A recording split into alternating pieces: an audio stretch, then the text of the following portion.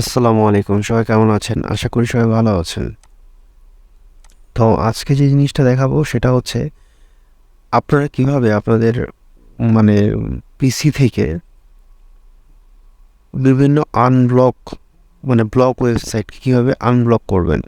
হ্যাঁ, ধরেন যে আপনি facebook.com এটা ব্লক করে রাখছে আপনাদের ওয়েবসাইট থেকে, তো কিভাবে এই সাইটটাকে আনব্লক করবেন? খুবই সিম্পলি ওয়ে, আমি দেখাবো স্টেপ বাই স্টেপ। তো এইটা কেউ অন্য কাজে ইউজ করবেন না। অবশ্যই কোনো ওয়েবসাইট যদি ব্লক থাকে সেটাকে অবশ্যই আনব্লক করার চেষ্টা করুন, কোনো ভিপিএন ছাড়া, উইদাউট এনি ভিপিএন।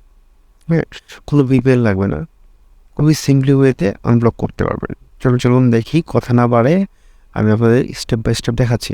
প্রথম স্টেপে যাবে হচ্ছে আপনাদের যে এই যে ওয়াইফাই হোক, ইন্টারনেট অ্যাক্সেস যে অপশনটা আছে, এখানে যাওয়ার পরে রাইট বাটন ক্লিক করে ওপেন নেটওয়ার্ক আর ইন্টারনেট শেয়ারিং। আবার বলছি যে এখানে আর ওয়াইফাই ইউজ করছি, বিধায় ওয়াইফাই আসতেছে। অ্যান্ড কেউ কেবল ইউজ করলে হয়তো বা কম্পিউটারের মতো আসতো, সেখানে রাইট বাটন ক্লিক করে ওপেন নেটওয়ার্ক অ্যান্ড ইন্টারনেট সেটিংয়ে ক্লিক করবেন। আমি উইন্ডোজ 11 ইউজ করছি, সেই ক্ষেত্রে আপনাকে যেতে হবে। এই কারণে আমার ইন্টারফেসটা এমন আসতেছে, উইন্ডোজ 7 অন্যরকম আসবে।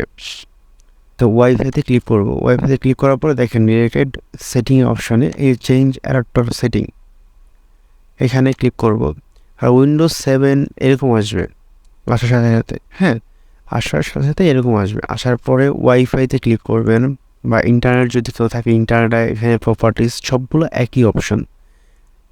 এই যে প্রপার্টিস ক্লিক করবেন, ক্লিক করার পরে চলে আসবেন হচ্ছে, খুঁজবেন যে IP4 নামে একটা অপশন আছে। এই যে দেখেন আমার এখানে অপশন চলে আসছে, ইন্টারনেট প্রোটোকল ভার্সন 4।